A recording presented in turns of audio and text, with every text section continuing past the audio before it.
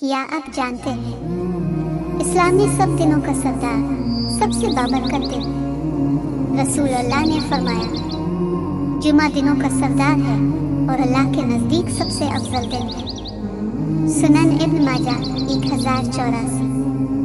हज़रत आदम अलैहिस्सलाम इसी दिन पैदा किए गए, इसी दिन जन्नत में दाखिल किए गए और उसी दिन ज़मीन पर उतारे गए। जुमा के दिन एक घड़ी ऐसी है जिसमें जो दुआ मांगी जाए रद्द नहीं होती। सही बुखारी 935। नबी करीम जुमा को गुस्ल फरमाते, इत्र लगाते, साफ कपड़े पहनते और जल्द मस्जिद पहुंचते। सूरा कहफ की तिलावत करना, दुरूद शरीफ पढ़ना और जुमा की नमाज की तैयारी करना संत है। बाज़ लोग सिर्फ जुमा को दीनदार बनते हैं, जबकि असल मकसद है पूरे हफ्ते को दीनदार बनाना। जुमा का दिन है नेकियों की तरफ लौटने का, दुआओं का, इबादत का और अल्लाह से ताल्लुक़ मजबूत करने का।